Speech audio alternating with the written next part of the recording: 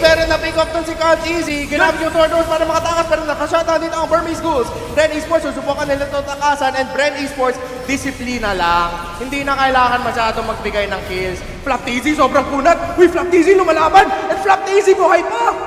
4 versus 1 na yun. Hindi nila makuhuli yung gulong. The revitalize, the lifesteal, the sustain by Flapteezy. Oh no, Burmese Ghouls!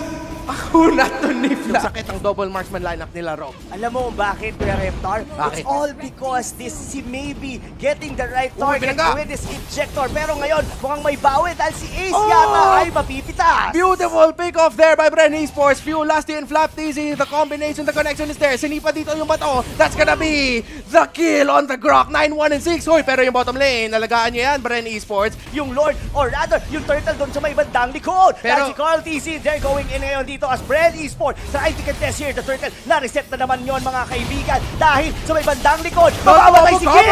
And there goes the damage coming out from Bren Esports. Nandito na kayo Feather Airstrike. Pwede dito, napunta dito sa Burmese Ghouls. Dalawa ang nawala sa Burmese. Lumalaban pa dito ang Bren Esports. Ruby DD nakapitas ng isa. Pero that's gonna be a 3-for-1 trade. Double kill kay Flapteezy. The shadow kill is not enough. That's gonna be 4 kills. Killing spree. Bren Esports. Andito pa rin sila. Lumalaban pa rin sila. Hindi pa tapos. Narinig namin kayo, Pilipinas. Hindi kami makakapos. As Bren Esports, nakabasag ng Torres sa gitna. Pero wag masyado tayong excited kasi hindi pa nga tapos ang laban. As Ace ang mababurst down for few actually. And si Ruby DD naman ang next in target dito para sa Bren Esports. Yung Dragon na lumilipad. The sustain by Ribo. The magic damage by Bren Esports. The damage by Bren. Kumakapit pa dito si Dido, si Ruby Double D. Pero ito naman si Maybe, the sustain is crazy. And Flapteezy with the Feather Airstrike coming in from D. Napabalik na siya. Pero si Carl TZ pumasok. The TZ Brothers, the fight of the TZ Brothers. Worth it ba to? Oh no! They got 1 kill. The TZ Brothers, the connection. Sabi ni Carl, Flap, wag mo ko iwan dito. Lumaban pa nga si Flap. That tag team, that duo ng TC Brothers, they took down Ruby DD na sobrang sustain now. Pinoprovide yan ni Kid. He's actually waiting for the right moment, especially pag nagbaback na ngayon dito yung Bren Esports. Flap TC might actually get picked off dito. Ang tanong, kaya ba nila? This is a 3v1 matchup. The TZ Benedetta is not dying at mukhang ang Burmese Ghoul pa ang mawawala. Ghoul talaga! Ito na ang Bren Esports. They smell blood. They see an opportunity. Ace ginamit yung shadow kill to do the damage pero kulang na siya. That's gonna be a kill for Flapteezy. Siya nga yung dapat ma-fake off ng Burmese Ghost pero buhay pa siya dito. Hindi natakbuhan niya dito. And the Electo! Final blow! Nakatakas pa si Flap and si Ruby DD makakakain ng damage. Godlike for Carl TZ as Bren Esports are still in this. Dalawa ang nawala. Isang Torre na lang ang naiwan sa Burmese. This might be it. This could be a game number 7. Pero look at here on the Carl bottom lane TZ. as D ay mawawala by Carl TC. Sama po pa si Flap TC dahil dito si Few sinozone out yung dalawang members ngayon ng Burmese Ghoul. Nakaka-invade na ang Bren Esports sa jungle ng Burmese Ghoul. Si Grok nasa top lane para maka-split push lang. Pero ito na ang Bren. Sila ang lamang. Kulang dito si D. Kulang dito sila ng damage. Si Lusty with the knock-up. Si Ruby DD ang disipa. Maybe as well. Si Flap masyadong malalim. Pero si Flap ang grabe ng zone out dito ni Flap TZ para sa Bren Esports. Lusty with the cake. Flap TZ na wala. Si Carl TZ ang naking calling dito. But the blazing the wet is there. Papasok si Carl TZ with the BMI. And si Kid ang mahuhuli ni Carl. Bubalik si Carl. Ito si Ruby DD. Mahuhuli si Ruby DD. Dalawa ang nawala sa Burmese Ghouls. Double kill para kay Carl TZ. Ang ganda, hindi pa yata sila tapos. Kaso ang nangyari, medyo nagkamali ng pasok. Diba? Oo. Parang naging awkward din yung position nila. Ruby DD, yun yung finocus doon ng mga members ng Bren Esports while Lusty is just zoning out the members of Burmese Ghoul. So ngayon, tingnan mo na yan. Ganda ng Lusty. Ganda ng Lusty. Okay, makombo ka. Kahit burst down, wala magawa. Maybe nasunog doon. Kahit na nga wombo-combo sila, double kill dito para kay Carl TZ. And a kill for Flap TZ. Pare, yun? Kombohan nyo kami, ano magagawa nyo? At yung pana tumama doon kay Ruby DD. Bawas na naman ng isang miyembro dito, ang Burmese Ghoul. They see me rolling, they hating. Nawawala na dito ang Burmese Ghouls. Double kill kay Carl TZ! Ganun lang, simple lang, binasic lang. Baka Carl TZ yan, si Kid. Napabalik to ng isang box na nahirapan dito si Ace, si Maybe, nasunugan na nga, si D papasok. Ano ginawa-gawa ng Dragon dyan sa likod? Ano magagawa mo dyan? Napitas pa ka nga. 7-0-5 godlike for Carl TZ. The wombo combo. San na nga Burmese Ghouls? Bren Esports, look at the lead. 25k dominating. Grand Finals na nga to Burmese Ghouls. Pero Bren Esports looks like sila yung may puso ng kampiyon sa Grand Finals. Kabigay na ng impormasyon dito. Malapit na siya mag-level 4. Alecto final blow doon sa turtle, pero ang Burmese Ghouls na nakukuha ng pag-oong. Lasty na bawasan na, and si Q ang mahuli dito. Flap TZ, sinusubukan niya kalabanin to with the Yuzong, but here comes Flap with the kill. That's gonna be a trade, 1 for 1, pero si Flap ang nababawasan. Ace and Kid, hinahabol si Flap, but the lifesteal and the Shaw Essence is there for Flap TZ, and mukhang makakatakas ang Dragon ng Pilipinas.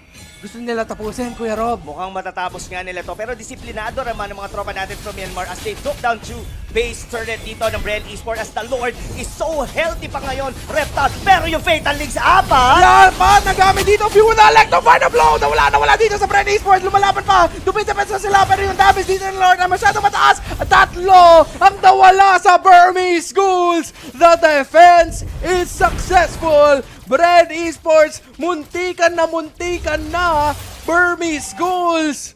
Doubt na Oh! mangyayari yun ulit. At look at that, secured na naman yung turtle. Maybe mabuhay ka doon. Pero Few, dito, may Pinato. mamamatay na naman, and that's Oh! gonna be Kid. Siya yung may Kid dito, pero siya talaga yung binabata ngayon ng mga tropa natin from Bren Esports. Pero mabubuhay kaya siya dito? Ang sagot ay Carl hindi. TZ. Dahil si Carl TZ naman ang With the babawi marks. para kay Rebo. Torn apart memory! Bang! And ito naman ang TZ Brothers! Susubukan nila ikampakan dito para sa Bren Esports, para sa Pilipinas, and that's gonna be Ace taking a lot of damage. And tingnan mo nga, wala nang Oh! damage yung Natalia. The TZ Brother connection, double kill for Carl TZ. It's not over yet. Bren Esports is still in this game, Kuya Rob. Mukhang makukuha na nila dito ngayon ang first lord ng laro na to, Reptar. Look at Kid, kanina ka pa execute, hindi naman kayo mga cute. Pero kapit lang, hinga lang tayo Pilipinas kasi si Rebo sa bottom lane, ang daming farm na nakuha niya on that Harris. Nabasag din niya yung unang torre ng laro natin. Si Flap TZ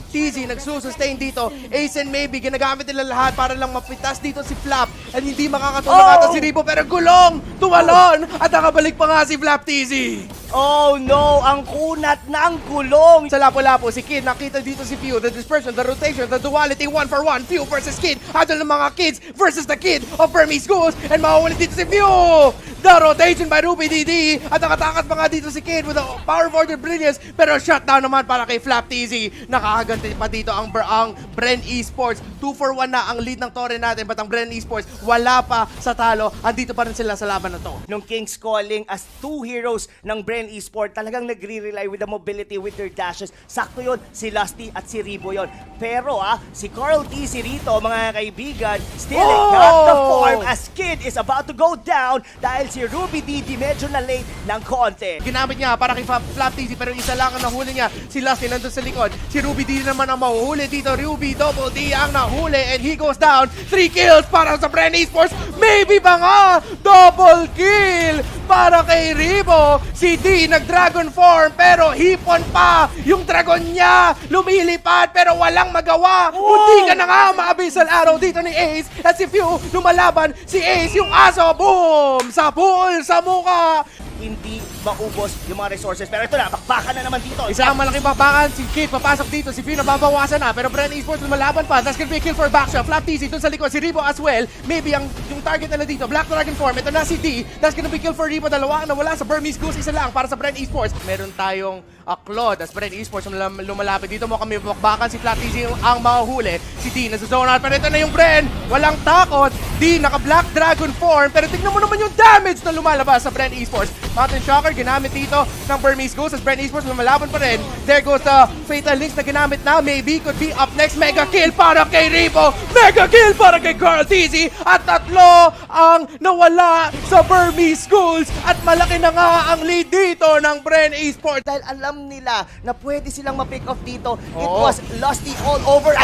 again. Double Fatal Link na nilabas dito nila. Si Here comes the Blazing the Wet as well. Gliding whip para kay Carl TZ. Hinabot siya dito ni Maybe. That's gonna be kill for Few. Ang daming skill na binabato, pero si Ruby DD ang matitimba dito. Tingnan mo naman si Maybe, pops si Immortality, nahuli si Ruby DD, ang dalawa na lang ang nawala dun sa Burmese Goose, pero tatlo. Tingnan mo naman yung health nila, tingnan mo naman yung base ng Burmese Goose, at tingnan mo naman ang Bren Esports na shutdown si Kyle Easy, pero meron naman tayong Flap Easy, si Ace, binato, hata doon, and Maybe is gonna try to defend. Going in. Oh, Ako, and wala oh, 2 yatang versus takas 1. dito si D. DMI, the knock up there by Lusty. And there goes the Thorn Throw sa damage of Blazing Duet na ginamit niya. They're trying to go for D. Na-interrupt. There goes the stun and the damage of the Mega Kill para kay Lusty. Pero napitas doon si Carl Tizzy. Pero buhay pa dito ang Bren. They get the Claude. They're gonna get Maybe. Makuha nila yung Grok. Ito na yung Feathered Airstrike. At ito na ang Mountain Shocker. That is gonna be a 3-for-2 trade. Bren Esports still in the lead here. Pero kailangan pa nilang bumasag ng isang Torre. Yeah, and si Lusty tumiretso sa likod.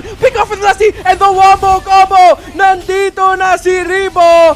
Si Ribo Miranda. At ito na rin ang Bren Esports, naghahanap ng ibang mapitas pa.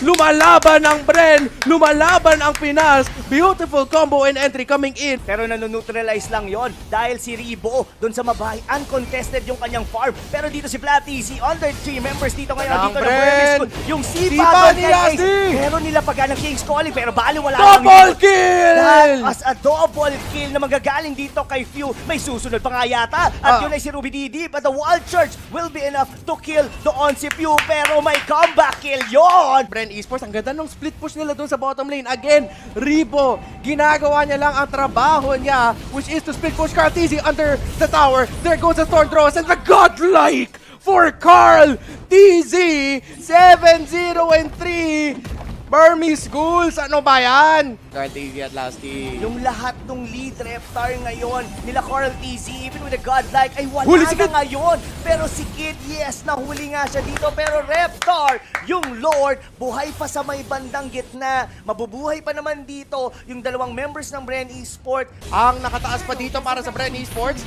So hindi nabasag yung torre nila. Si Ruby DD ang masisipa. Si Few with the combination of the Chaos Assault. Gumana doon. So that's gonna be 1 kill for Bren Esports. Any kill, every kill and every objectives matter dito sa match point game natin, Rob. Hindi nila kailangan, pero hindi nila kailangan iwanan to dahil dalawang marksman pa rin naman to. But si Maybe, baka mabuhay pero hindi nangyari yon. Ruby DD ang nahuli dito ng Bren Esports. So that's a double kill for Bren. And I'm liking this start by Bren Esports. Hindi pa nga natin masyado nararamdaman dito si Ribo because he's busy. Pumipili pa kayo ng Minsita pero wala lang namang nagagawa yon dahil pumapalag-palag na ngayon dito ang mga miyembro ng Bren Esports. Carl Tizzy blazing the wet diretso sa likod. Nahuli doon si Kid. Monster kill for Carl Tizzy at Bren Esports. It's looking real, Philippines. Yung World Championship natin, buhay pa rin. What was most challenging about playing against Burmese Ghouls in the finals, and what can you say is unique about their play style? So, naintindihan mo na. Ano daw yung pinaka-challenging na part ng pakikipaglaban sa Burmese Ghouls? Yung pinaka-challenging na part sa akin is yung pagda-draft nila. Kasi paulit-ulit lang yung draft namin, kaya kailangan namin mag-step up para manalo. Tapos yun, yung ginawa namin, sumugal kami ng sumugal hanggang sa manalo. Sugal lang ng sugal. So the toughest part for me when playing against Burmese Ghouls was their draft, because they kept repeating their draft, so we had to like change things up a bit and step up. So yeah, we had to like gamble with the way that we drafted all throughout the series.